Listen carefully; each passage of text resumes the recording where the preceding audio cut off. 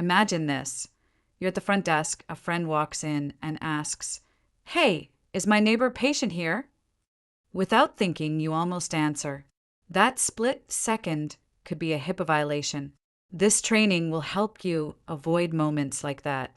In part one, we'll explain what HIPAA is, what counts as patient information, and why it matters in your everyday work.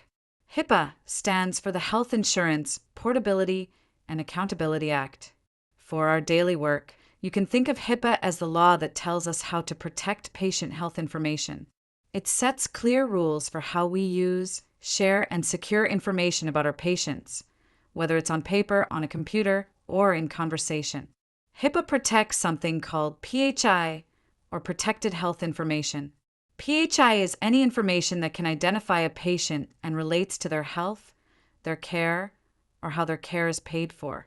If it can point to a specific person and it's about their health, services, or payment, it's PHI, and it must be protected.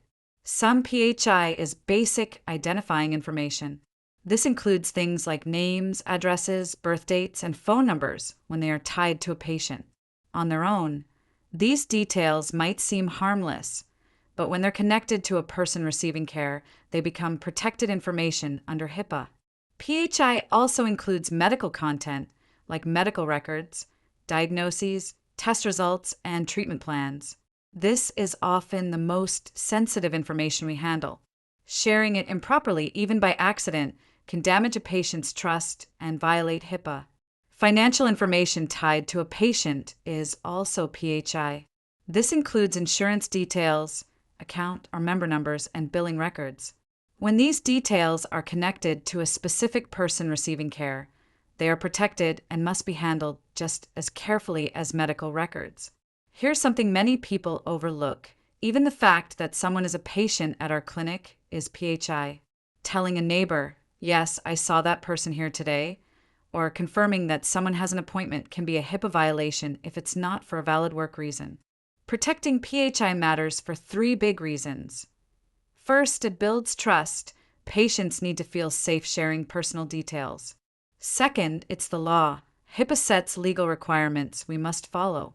Third, it protects patient safety. If information is exposed or misused, it can have real consequences for a person's life and well-being.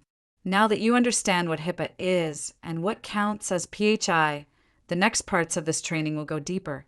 We'll walk through the privacy rule, when PHI can be used or shared, the security rule, how to keep electronic PHI safe, and your everyday responsibilities to protect patient information in every interaction.